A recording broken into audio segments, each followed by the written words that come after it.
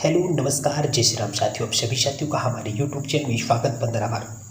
साथियों, मुझे आशा और उम्मीद है आपकी पढ़ाई शानदार और ज़बरदस्त तरीके से चल रही होगी। आप लगातार अपने सपनों को साकार करने के लिए लगातार मेहनत कर रहे होंगे। साथियों, जो हमारी क्लास है आरपीएफ, एसआई और कांस्टेबल की शानदार जीके का प्रैक्टिस टेस्ट चल रहा है। इस समय हम डेली सुबह 8 बजे ये प्रैक्टिस टेस्ट लेकर के हाजिर होते हैं और आप लोग शानदार तरीके से हमारी क्लास को इसी प्रकार से प्यार भी दे रहे हैं। तो साथियों, चलिए क्लास को स्टार्ट करते हैं। आज की क्लास का पहला प्रश्न आप लोग के सामने है। क्लास को स्टार्ट करने से पहले साथियों एक बात याद रखना कि रख हौसला वो मंजर भी आएगा, कि रख हौसला वो मंजर भी आएगा, प्यासे के पास चलकर समंदर भी आएगा, थक कर न बैठ ए मंजिल के मुसाफिर, मंजिल भी मिलेगी और मिलने का मजा भी आएगा। जी हाँ साथियों, लगातार जज्बा और जुनून के साथ मेहनत करते रहिए, सफलता अवश्य मिलेगी। लगातार इसी मोटिवेशन के साथ मेहनत करिए, सफलता आप लोग को अवश्य मिलने वाली है। आज की क्लास का शानदार प्रश्न, पहला प्रश्न आप लोग के सामने बहुत ही बेहद इंपॉर्टेंट, कई बार एग्जाम में ये प्रश्न पूछे जा चुके हैं। हम वही प्रश्न लेकर के हाजिर होते हैं जो आपके एग्जाम के दृष्टिकोण से काफ़ी ज़्यादा महत्वपूर्ण होते हैं। हमारी शानदार क्लास एक कैप्सूल क्लास होती है, बोलते हैं छोटा पैकेट बड़ा धमाका, उसी प्रकार से हमारी क्लास रहने वाली है। चलिए क्लास को स्टार्ट करते हैं। आपके सामने पहला प्रश्न है, भारतीय संविधान सभा का गठन कब किया गया? जी हाँ साथियों, भारतीय संविधान सभा का गठन कब किया गया? आपके ऑप्शन है 1947, ऑप्शन बी है 1975, ऑप्शन सी है 1947, ऑप्शन बी है यहाँ पे 1950। साथियों, यहाँ पे भारतीय संविधान सभा, ध्यान रखिए यहाँ से 46 है। भारतीय संविधान सभा का गठन कब किया गया? तो ध्यान रखना है, भारतीय संविधान सभा का गठन 1946 में किया गया था। ठीक है, ध्यान रहेगा क्या? हमारे इस प्रश्न का राइट आंसर हो जाएगा 1946। कब किया गया था साथियों? ध्यान रखना है, जुलाई 1946 में भारतीय संविधान सभा का गठन किया गया था। ये आपको ध्यान रखना है। ठीक है, कैबिनेट मिशन के सदस्य पर स्टेफोर्ड क्रिप्स और लॉर्ड बैथिंग लॉरेंस तथा एबी अलेक्जेंडर थे, जिसके सहमति से यह गठन किया गया था। ठीक है, ध्यान रहेगा क्या? कौन कौन उसमें 3 सदस्य शामिल थे? कई बार ये प्रश्न पूछा जा चुका है। उसमें स्टेफोर्ड क्रिप्स हुआ करते थे, लॉर्ड बैथिंग लॉरेंस थे और एबी अलेक्जेंडर थे। ठीक है, एबी अलेक्जेंडर हुआ करते थे। चलिए अगले प्रश्न की तरफ चलते हैं। अगला प्रश्न क्या हो जाएगा? अगला प्रश्न है, भारत के लिए संविधान सभा की रचना हेतु। जी हाँ साथियों, प्रश्न हमारा क्या है, प्रश्न को समझते हैं। प्रश्न है कि भारत के लिए संविधान सभा की रचना हेतु संविधान सभा का विचार सर्वप्रथम किस पार्टी ने दिया था? बहुत ही महत्वपूर्ण प्रश्न है कि भारत के लिए संविधान सभा की रचना हेतु संविधान सभा का विचार सर्वप्रथम किस पार्टी ने दिया था? ऑप्शन ए है भारतीय जनसंघ, या भारतीय जनता पार्टी, या भारत कांग्रेस पार्टी, या स्वराज पार्टी। तो साथियों, भारत के लिए संविधान सभा की रचना हेतु संविधान सभा का विचार सर्वप्रथम स्वराज पार्टी ने दिया था। कब दिया था स्वराज पार्टी ने? 1924 में दिया था। कब दिया था? 1924 में स्वराज पार्टी ने सर्वप्रथम संविधान सभा का विचार दिया था। ध्यान रखना है। ठीक है, याद रहेगा क्या? बिल्कुल शानदार तरीके से आपको ये बातें याद कर लेनी है। अगला प्रश्न क्या हो जाएगा? संविधान सभा के सदस्यों की कुल संख्या कितनी थी? बहुत ही महत्वपूर्ण, संविधान सभा के सदस्यों की कुल संख्या कितनी थी? ऑप्शन ए है 390, ऑप्शन बी है 389, ऑप्शन सी है 388, ऑप्शन डी है 356। तो साथियों, संविधान सभा के सदस्यों की कुल संख्या कितनी हुआ करती थी? ध्यान देना, संविधान सभा के कुल सदस्यों की संख्या हो जाएगी 389, जिसमें साथियों 292 सदस्य हुआ करते थे। जो 292 सदस्य हुआ करते थे वह ब्रिटिश प्रांत के प्रतिनिधि हुआ करते थे। कौन से? ब्रिटिश प्रांत के प्रतिनिधि हो जाएंगे। क्या ध्यान रखना है? ब्रिटिश प्रांत के प्रतिनिधि हो जाएंगे 292 सदस्य उसमें से। वहाँ पे 4 जो हुआ करते थे वह चीफ कमिश्नर क्षेत्रों के प्रतिनिधि एवं 93 देसी रियासतों के प्रतिनिधि हुआ करते थे। ठीक है, ध्यान रहेगा क्या? 4 कहाँ से हो जाएंगे? चीफ कमिश्नर हो जाएंगे। क्या ध्यान रखना है? चीफ कमिश्नर हो जाएंगे, 4 सदस्य हो जाएंगे चीफ कमिश्नर। ध्यान रखना है, क्या हो जाएगा? Chief commissioner. ये आपको सिर्फ दिमाग में ध्यान रखना है, याद इनको नहीं करना है। ठीक है, और वहीं पे 92 सदस्य जो हो जाएंगे वह कहाँ से आया करते थे? जो 92 सदस्य हुआ वो देसी रियासतों से हुआ करते थे। कहाँ से?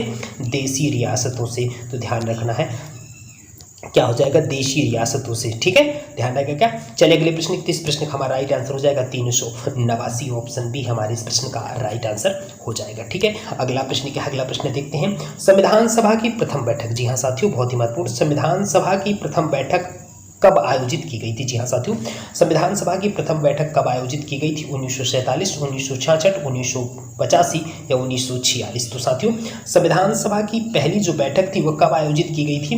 9 दिसंबर 1946 को। कब? 9 दिसंबर 1946 को संविधान सभा की पहली बैठक आयोजित की जाती। क्या ध्यान रखना है? 9 दिसंबर 1946। तो ये हो जाएगा। संविधान सभा का गठन कब किया गया?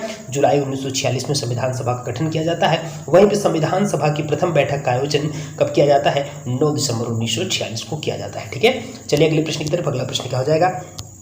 संविधान सभा के अस्थायी अध्यक्ष कौन थे? जी हाँ साथियों, संविधान सभा के अस्थायी अध्यक्ष कौन थे? जवाहरलाल नेहरू या महात्मा गांधी या भीमराव अंबेडकर या सच्चिदानंद सिन्हा? तो साथियों, संविधान सभा के अस्थायी अध्यक्ष कौन हो जाएंगे? तो संविधान सभा के अस्थायी अध्यक्ष हो जाएंगे सच्चिदानंद सिन्हा को। क्या बनाया गया था? सभा के सबसे बुजुर्ग सदस्य डॉक्टर सच्चिदानंद सिन्हा को सभा का अस्थायी अध्यक्ष चुना गया था। ठीक है, और मुस्लिम लीग ने इस बैठक का बहिष्कार किया और पाकिस्तान के लिए बिल्कुल अलग संविधान की मांग भी प्रारंभ कर दी थी। ठीक है, ध्यान रखना है। हमारा प्रश्न क्या आ जाएगा? संविधान सभा के स्थायी अध्यक्ष कौन हो जाएंगे? डॉक्टर सच्चिदानंद सिन्हा।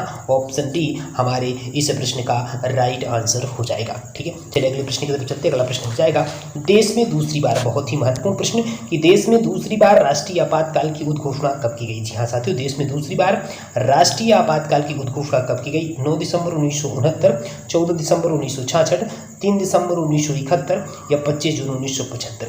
हमने राष्ट्रीय आपातकाल से संबंधित इसकी पहली वीडियो में सारे क्वेश्चन लगभग डिस्कस कर लिए थे। जो भी क्वेश्चन बने हुए हैं, बचे हुए थे, उसको हम आज के इस वीडियो में डिस्कस कर लेंगे। प्रश्न हमारा क्या है? देश में दूसरी बार राष्ट्रीय आपातकाल की उद्घोषणा कब की गई? तो ध्यान रखना है, 3 दिसंबर 1971 को देश में दूसरी बार राष्ट्रीय आपातकाल की घोषणा की गई। ठीक है, पहली बार कब? पहली बार आपको आंसर देना कमेंट बॉक्स में। कल की वीडियो में हमने आपको बताया था, लेकिन हमारा आज का प्रश्न क्या हो जाएगा? 3 दिसंबर 1971 को देश में दूसरी बार राष्ट्रीय आपातकाल की घोषणा की गई थी। ठीक है, तो ऑप्शन सी हमारे इस प्रश्न का राइट आंसर हो जाएगा। अगला प्रश्न क्या है? अगला प्रश्न है, राष्ट्रपति ने तीसरी बार राष्ट्रीय आपातकाल की घोषणा कब की? राष्ट्रपति ने तीसरी बार राष्ट्रीय आपातकाल की घोषणा कब की? तो 3 दिसंबर 1971, 26 अगस्त 1962, 26 जून 1975 या 27 मार्च 1971? तो क्या ध्यान रखना है? 26 जून 1975। 26 जून 1975 को तीसरी बार राष्ट्रीय आपातकाल को घोषणा की गई थी। तो ऑप्शन सी हमारे इस प्रश्न का राइट आंसर हो जाएगा। ठीक है, अगला प्रश्न क्या है? अगला प्रश्न क्या हो जाएगा? ध्यान देना है, तीसरी बार क्या ध्यान देना है? तीसरी बार राष्ट्रीय आपातकाल, क्या प्रश्न है कि तीसरी बार राष्ट्रीय आपातकाल की घोषणा राष्ट्रपति ने किस आधार पर की? बहुत ही महत्वपूर्ण, कि तीसरी बार राष्ट्रीय आपातकाल की घोषणा राष्ट्रपति ने किस आधार पर की? बाह्य आक्रमण के आधार पर या युद्ध के आधार पर या आंतरिक अशांति के आधार पर या सशस्त्र विद्रोह के आधार पर? तो साथियों, तीसरी बार राष्ट्रीय आपातकाल की घोषणा राष्ट्रपति ने किस आधार पर की थी? आंतरिक अशांति के आधार पर की थी। तो ऑप्शन सी हमारे इस प्रश्न का राइट आंसर हो जाएगा। ठीक है, ध्यान रहेगा क्या? चलिए अगला प्रश्न देखते हैं। अगला प्रश्न क्या हो जाएगा? अगला प्रश्न है प्रथम राष्ट्रीय, जी हाँ साथियों, हमारा प्रश्न क्या है कि प्रथम, प्रश्न को देखते हैं, थोड़ा समझते हैं, ये हटा के ये प्रश्न हो जाएगा। क्या है? प्रथम राष्ट्रीय आपातकाल की घोषणा के समय देश के राष्ट्रपति कौन थे? बहुत ही महत्वपूर्ण, कि जब प्रथम बार राष्ट्रीय आपातकाल की घोषणा हुई थी तो भारत के राष्ट्रपति कौन थे? क्या बीबी गिरी थे या डॉक्टर एस राधाकृष्णन थे या डॉक्टर राजेंद्र प्रसाद थे या डॉक्टर जाकिर हुसैन थे? तो प्रथम बार कौन थे देश के राष्ट्रपति? तो कौन हुआ करते थे देश के राष्ट्रपति? डॉक्टर एस राधाकृष्णन हुआ करते थे। तो ऑप्शन बी हमारे इस प्रश्न का राइट आंसर हो जाएगा। प्रथम बार जब राष्ट्रीय आपातकाल की घोषणा की गई थी तब देश के राष्ट्रपति कौन थे? डॉक्टर एस राधाकृष्णन जी थे। ठीक है, अगला प्रश्न क्या हो जाएगा? अगला प्रश्न हो जाएगा द्वितीय राष्ट्रीय, जी हाँ, बहुत ही महत्वपूर्ण, कि क्या लिखा है कि द्वितीय राष्ट्रीय आपातकाल की घोषणा के समय देश के राष्ट्रपति कौन थे? डॉक्टर जाकिर हुसैन या डॉक्टर एस राधाकृष्णन या बीबी गिरी या फखरुद्दीन अली अहमद? तो साथियों, द्वितीय राष्ट्रीय आपातकाल की घोषणा के समय देश के जो राष्ट्रपति कौन थे? तो बीबी गिरी थे। कौन थे? बीबी गिरी। ऑप्शन सी हमारे इस प्रश्न का राइट आंसर हो जाएगा। ठीक है, ध्यान रहेगा क्या? अगला प्रश्न क्या साथियों? अगला प्रश्न है 1975 में, जी हाँ, ध्यान देना है कि 1975 में तीसरे राष्ट्रीय आपातकाल की घोषणा किसने की? बीबी गिरी ने, डॉक्टर जाकिर हुसैन ने, बीडी जत्ती ने या फखरुद्दीन अली अहमद ने? तो ध्यान देना है साथियों, 1975 में तीसरे राष्ट्रीय आपातकाल की घोषणा किसने की थी? फखरुद्दीन अली अहमद ने की थी। तो ऑप्शन डी हमारे इस प्रश्न का, ऑप्शन डी हमारे इस प्रश्न का राइट आंसर हो जाएगा। ऑप्शन डी, 1975 में तीसरे राष्ट्रीय आपातकाल की घोषणा के समय भारत के राष्ट्रपति फखरुद्दीन अली अहमद हुआ करते थे। ठीक है, ध्यान रहेगा क्या? अगला प्रश्न क्या है? अगला प्रश्न हो जाएगा कि 44वें संविधान संशोधन, जी हाँ साथियों, हमारा प्रश्न क्या है, बहुत ही महत्वपूर्ण, कि 44वें संविधान संशोधन अधिनियम 1978 में अनुच्छेद 352 में किस शब्द के स्थान पर सशस्त्र विद्रोह शब्द रखे गए। बहुत ही महत्वपूर्ण कि जब 44वां संविधान संशोधन अधिनियम 1978 ने अनुच्छेद 352 में किस शब्द के स्थान पर, कौन सा उसमें शब्द था जिसके स्थान पर सशस्त्र विद्रोह शब्द रखा गया। ऑप्शन ए है हिंसात्मक आंदोलन, ऑप्शन बी है आंतरिक अशांति, ऑप्शन सी है षड्यंत्र, ऑप्शन डी है संवैधानिक विफलता। तो साथियों, आंतरिक अशांति को हमने हटा करके उसके स्थान पर सशस्त्र विद्रोह ला दिया था। ठीक है, तो ध्यान देना क्या ला दिया था, किस शब्द का प्रयोग हमने किया, सशस्त्र विद्रोह। आंतरिक अशांति को हटाकर हमने सशस्त्र विद्रोह शब्द का संशोधन करके संविधान में रख लिया था। ठीक है, ध्यान देंगे क्या, तो हमारी इस प्रश्न का राइट आंसर हो जाएगा ऑप्शन बी। अगला प्रश्न क्या है, अगला प्रश्न क्या ध्यान देना है साथियों, शानदार जबरदस्त क्लास है, बढ़िया मन लगाकर पढ़िए, पढ़ाना हमारी जिम्मेदारी है। आपका भी कर्तव्य बनता है कि शानदार जबरदस्त तरीके से आपको मेहनत करते रहना है, पढ़ाना, याद करवाना वो हमारी जिम्मेदारी बनती है। ठीक है, और शानदार प्रश्नों का कलेक्शन करके लाना, आपकी तैयारी को मजबूत बनाना, ये हमारी जिम्मेदारी बनती है। चलिए प्रश्न देखते हैं, राष्ट्रीय आपातकाल की घोषणा को संसद के समय उसकी स्वीकृति हेतु रखा जाना आवश्यक है। जी हाँ साथियों, राष्ट्रीय आपातकाल की घोषणा को संसद के समक्ष उसकी स्वीकृति हेतु रखा जाना आवश्यक है 2 माह के अंदर, 1 माह के अंदर, 1 वर्ष के अंदर या 6 माह के अंदर। तो साथियों, राष्ट्रीय आपातकाल की घोषणा को संसद के समक्ष उसकी स्वीकृति हेतु रखा जाना चाहिए कितने माह के अंदर, 1 माह के अंदर। कितने माह के अंदर, राष्ट्रीय आपातकाल की घोषणा को संसद के समक्ष उसकी स्वीकृति हेतु 1 माह के अंदर रखा जाना चाहिए। तो ऑप्शन बी हमारे इस प्रश्न का राइट आंसर हो जाएगा। अगला प्रश्न क्या है कि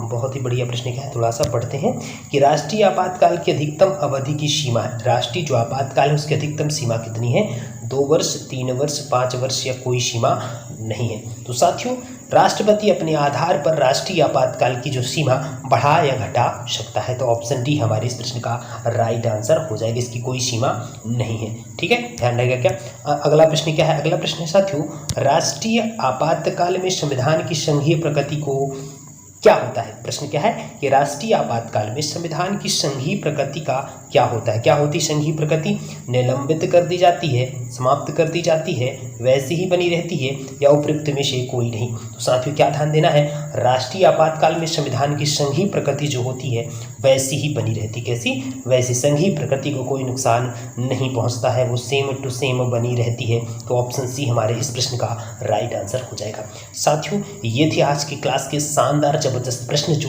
100% गारंटी के साथ एग्जाम में आने वाले ऐसे प्रश्न हैं जो एग्जाम में बार बार रिपीट किए जाते हैं। ऐसे ही प्रश्नों का कलेक्शन करके हम डेली लेकर के आते हैं। साथियों, यदि आज की हमारी क्लास आप लोग को अच्छी लगी हो तो हमारे चैनल को लाइक और सब्सक्राइब जरूर करिएगा।